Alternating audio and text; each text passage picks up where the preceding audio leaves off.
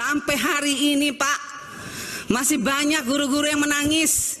Kapan kami terima gaji, kami makan apa ini?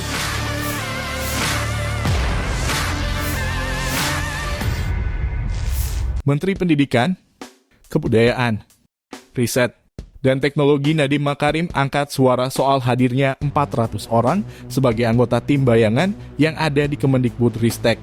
Dia menyebutkan 400 anggota tim bayangan itu tidak memberi kesan negatif. Bahkan kehadiran tim bayangan itu dapat memajukan Kemendikbudristek lewat inovasi teknologi.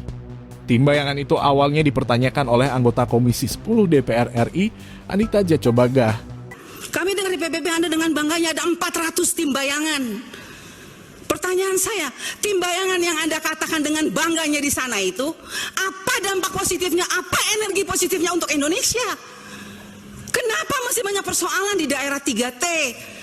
Kenapa? Terus 400 orang tim bayangan itu apa kebanggaannya? Coba Anda jelaskan. Apa yang mereka lakukan sampai kita tuh harus bangga dengan Anda seperti itu Pak Menteri? Nadiem pun memastikan keputusan terkait semua kebijakan 400 anggota tim bayangan masih dalam pengawasan direktorat terkait.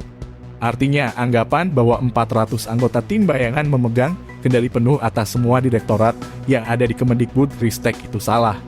Semua keputusan masih ada di tangan Direktur Jenderal ataupun Direktur. Dia mengaku 400 anggota tim bayangan itu merupakan ide dari dirinya sendiri dengan tujuan bisa diterapkan di setiap jenjang kedinasan. Untuk diketahui, 400 anggota tim bayangan milik Nadiem sempat menghebohkan kalangan publik belakangan ini.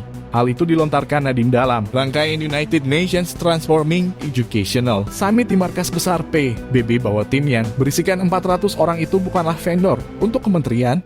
Terima kasih sudah nonton. Jangan lupa like, subscribe, dan share ya.